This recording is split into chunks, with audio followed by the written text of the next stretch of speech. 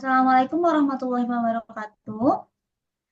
Di sini kami dari kelompok 4 akan mempresentasikan terkait jawaban praktik akuntansi biaya pertemuan ke-11. Sebelumnya izinkan kami memperkenalkan diri terlebih dahulu. Saya Gisanova Yusmawanda, NPM 4110. Saya Listia Umayanti, NPM 4106. Saya Risyana Jo Irawan, NPM akhir 4126. Saya Anissa Rahmasaputri dengan NPM terakhir 4178. Baik, untuk efisiensi waktu, mari kita langsung mulai terkait pembahasan dari soal pertemuan 11.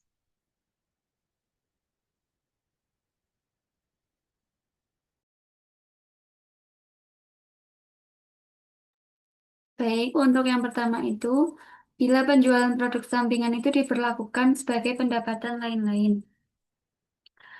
Nah, ini tuh biaya produksi gabungan yang akan dialokasikan ke produk-produk gabungan itu tidak akan berubah, yaitu tetap sebesar 2.739.800.000 ditambah 1.520.200.000, hasilnya 3.900.000.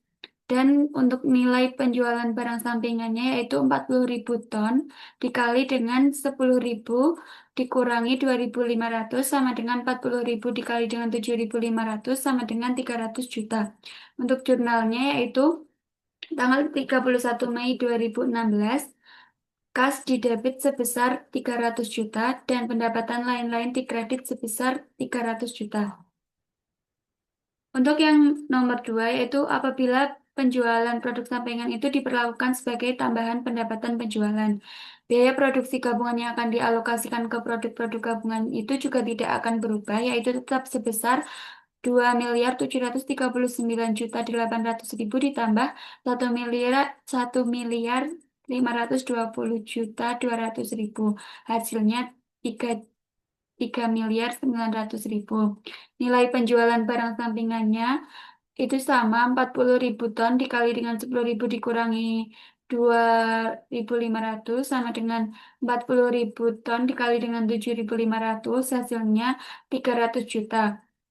Dan untuk jurnalnya yaitu 31 Mei 2016, kas didebit sebesar 300 juta dan pendapatan penjualan dikredit sebesar 300 juta.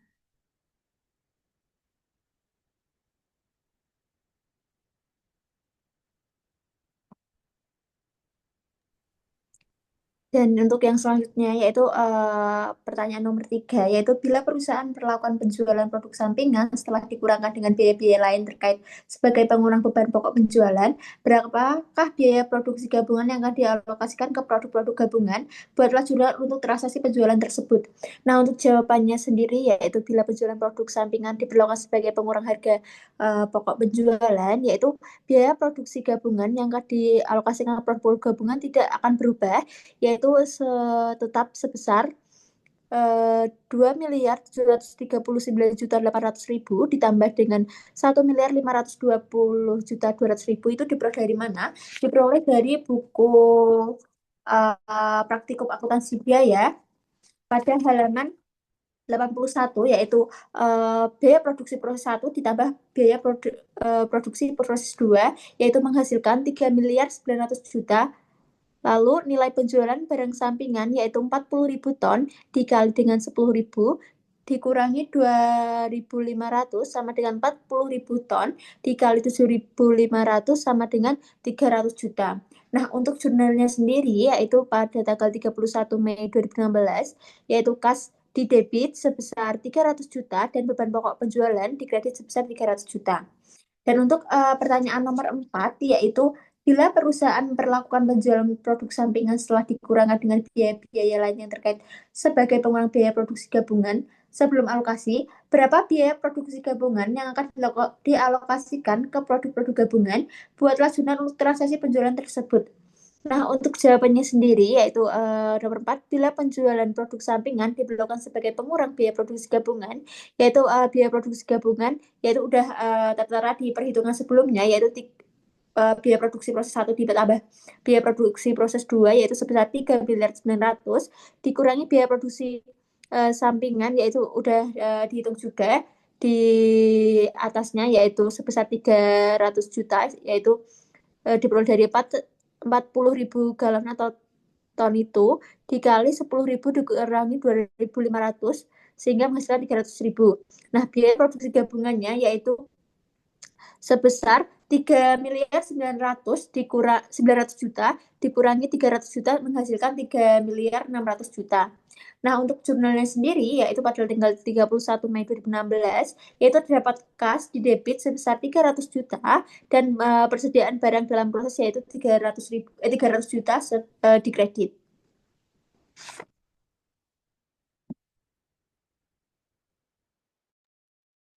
Baik, yang selanjutnya itu ada terkait dengan bila diasumsikan bahwa perusahaan menggunakan metode sebagaimana disebutkan dalam poin 4 di atas, hitunglah alokasi biaya produksi gabungan untuk bulan Mei 2016 dengan metode yang pertama ini ada metode harga pasar. Jadi di metode harga pasar ini untuk harga pasar final per ton kristal gula dan tetes gula itu datanya ada di buku halaman 81. Jadi untuk kristal gula sendiri itu harga pasar final per tonnya 1.560.000 dan untuk tetes gula itu 143.750. Ton produksinya juga udah ada datanya di buku halaman yang sama. 81 untuk kristal gula sendiri sebanyak 14.000 ton produksi dan tetes gula sebanyak 16.000 ton produksi. Nah, untuk harga pasar finalnya ini dikali dari harga pasar final per ton dikali ton produksi. Jadi untuk kristal gula sendiri itu 21.840 juta dan untuk tetes gula itu 2.300 juta. Nah, untuk biaya pemrosesan setelah titik pisah batas 2 untuk kristal gula sendiri itu sebesar 1.140 juta. Ini juga datanya ada di buku di halaman 81. Sedangkan untuk tetes gula itu dia nggak melewati proses ketiga sebagaimana dapat diketahui dari halaman 79 terkait proses pembuatan dari batangan tebu hingga menjadi tetes gula dan kristal gula. Nah, selanjutnya untuk harga pasar hipotesis, jadi itu dari harga pasar final dikurangi dengan biaya pemrosesan setelah titik pisah batas 2. Jadi untuk kristal gula sendiri 21.840 juta dikurang 1.140 juta jadi 20.700 juta dan untuk tetes gula karena dia tidak melewati proses 3, nggak ada biaya pemrosesan setelah titik pisah batas 2, maka harga pasar hipotesisnya tetap yaitu sebesar 2.300 juta. Nah, untuk persentase harga pasar hipotesis sendiri itu adalah persentase dari total harga pasar hipotesis sendiri yaitu dari 20.700 juta dibagi 23 miliar maka 90% hasilnya dari 23 miliar itu sendiri. Lalu untuk tetes gula, yang tadi itu kristal gula yang 20.700 juta dan untuk tetes gula itu 2.300 juta sebesar 10%. Persentase harga pasar hipotesisnya itu dari 2.3 juta dibagi 23 miliar. Nah, makanya kalau di total ini 90% ditambah 10% jadi 100%. Untuk pembagian biaya produksi gabungan itu kan sebelumnya udah diketahui dari perhitungan di soal sebelumnya ya. Totalnya itu kan 3.600 juta. Nah, 3.600 juta itu dikali sama si persentase ini. Maka untuk kristal gula itu dia untuk pembagian biaya produksi gabungannya sebesar 3.240 juta dan untuk tetes gula itu sebesar 360 juta. Nah, untuk metode yang kedua yaitu metode biaya rata-rata per unit. Jadi biaya rata-rata per ton sama dengan total biaya produksi gabungan dibagi total jumlah galon yang diproduksi. Jadi total biaya produksi gabungan itu kan 3.600 juta dibagi 30.000 sama dengan dihasilkan 120.000. Nah, untuk kristal gula sendiri itu didapatkan pembagian biaya produksinya sebesar 1.680.000.000 dan tetes gula itu sebesar 1.920.000.000. Itu ton produksi dikali sama 120.000 tadi biar rata-rata per ton. Nah, yang ketiga itu ada metode rata-rata tertimbang. Jadi untuk metode rata-rata tertimbang ini, biaya rata-rata tertimbang per unit, total biaya produksi gabungan dibagi total rata-rata tertimbang. Jadi 3.600.000.000 dibagi 200.000, maka dihasilkan 18.000. Nah, untuk kristal gula sendiri di sini, ton produksinya kan 14.000 dengan poinnya itu 12. Dan rata-rata tertimbangnya itu 168.000 didapat dari 14.000 dikali 12. Nah, untuk biaya per unitnya itu 18. Buat tetes gula juga sama 18.000. Itu dari perhitungan yang atasnya. Lalu maka didapat pembagian biaya produksi gabungannya itu adalah 168.000 dikali 18.000 untuk kristal gula 3.024.000.000 dan untuk tetes gula itu 32.000 dikali 18.000 576.000.000. Untuk metode yang terakhir yaitu metode unit kuantitatif.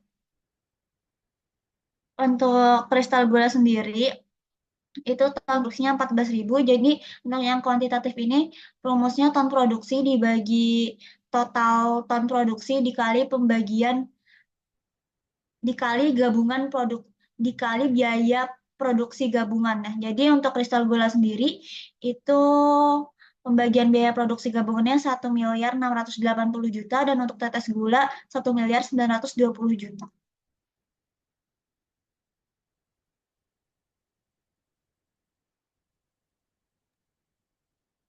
Baik, selanjutnya yaitu nomor 6. Di sini soalnya, hitunglah nilai persediaan barang jadi untuk kristal gula dan tetes gula jika perusahaan menggunakan metode sebagaimana dimaksud dalam nomor 5A, yaitu dengan menggunakan metode harga pasar. Nah, di sini untuk yang pertama ada alokasi biaya produksi gabungan. Nah, biaya produksi gabungan bagi kristal gula dan tetes gula ini diperoleh dari perhitungan nomor 5A, yaitu pada metode harga pasar sudah dijelaskan sebelumnya. Kemudian nominalnya kristal gula sebesar 3.250.000.000 dan tetes gula sebesar 360.000.000. Kemudian tambahan biaya produksinya juga diperoleh pada perhitungan nomor 5A yaitu harga pasar, tapi di sini hanya berlaku di kristal gula saja sebesar 1.150.000.000.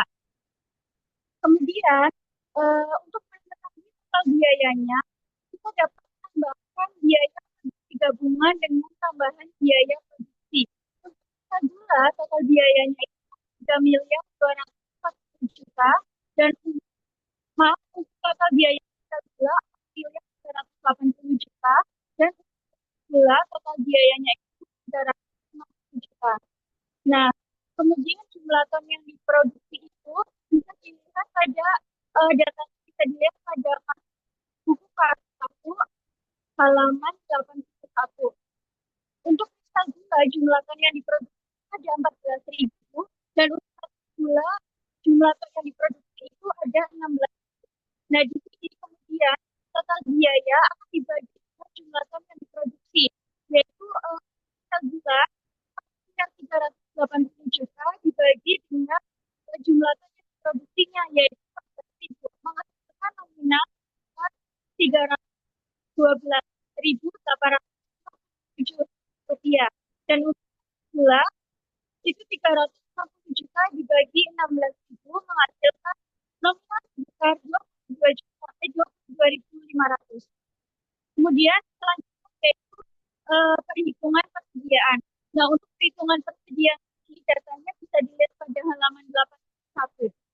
Yang pertama ada persediaan awal pada 1 Mei 2016 untuk kristal gula sebanyak 3.600 dan untuk gula sebanyak 2.400.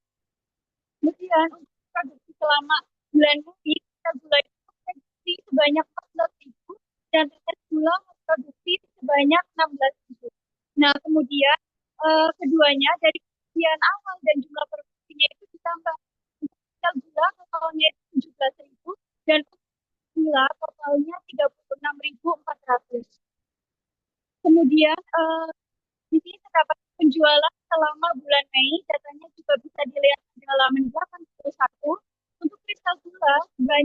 13.000 dan untuk gula sebanyak 16.000. Nah, untuk mengetahui persediaan akhir dari sel gula dan salah satunya itu dengan mengurangkan 17.000 untuk sel gula 17.600 dikurangi dengan 13.000 menghasilkan persediaan akhir sebanyak 4.600 dan untuk gula 36.400 dikurangi 16.000 menghasilkan persediaan akhir sebanyak 20.400. Nah, untuk menghitung kemudian biaya produksi per tonnya itu sudah diketahui dari perhitungan yang di atas. Untuk sel gula sebesar 312.807 rupiah dan untuk tetes gula sebesar 22.500. Kemudian persediaan akhirnya tinggal dikalikan jumlah persediaan akhir dengan biaya produksi ton. Untuk kristal gula sebesar 1.439.142.200 rupiah dan untuk tetes gula sebesar 459 juta rupiah. Selanjutnya nomor 7 soalnya yaitu kesempatan untuk gula lebih lanjut menjadi pakan ternak dan menjualnya seharga 250.000 ton. Buatlah analisis yang menunjukkan apakah perusahaan sebaiknya lebih lanjut produksi gula menjadi pakan ternak. Jika perusahaan menggunakan metode sebagaimana dimaksud dalam nomor 5A, yaitu metode harga patokan, yaitu lanjut adalah sekitar 1 miliar juta. Nah, di sini kan untuk pendapatan penjualan ton setelah pemeriksaan lebih lanjut nilai 250.000 itu bisa dilihat di soal, dan pendapatan penjualan ton pada titik pisah batas itu juga nominal bisa dilihat pada halaman 81 pada proses 2. Nah, kemudian selisihnya itu diperoleh dari pengurangan nominal pengurangan pendapatan penjualan ton setelah pemeriksaan lebih lanjut dan pendapatan penjualan pisah batas. Selisihnya jadi sebesar 6.250 rupiah. Kemudian untuk biaya pemrosesan tambahan ton itu kan nominal sebesar 1 miliar juta sudah ada informasinya pada soal dan jumlah tonnya itu juga sudah ada pada halaman 81. Kemudian 1 miliar juta tersebut akan dibagi dengan 16 ton menghasilkan sebesar 6.000 rupiah. Kemudian laba atau ruginya itu per galon jika lebih lanjut, yaitu dengan mengurangi pendapatan penjualan per galon dengan biaya pemeriksanya, yaitu 106.200 rupiah dikurangi dengan 65.000 rupiah menghasilkan laba sebesar 41.200 rupiah. Nah, jadi PT Superindo ini sebaiknya lebih lanjut produk gula karena menghasilkan keuntungan senilai 41.250.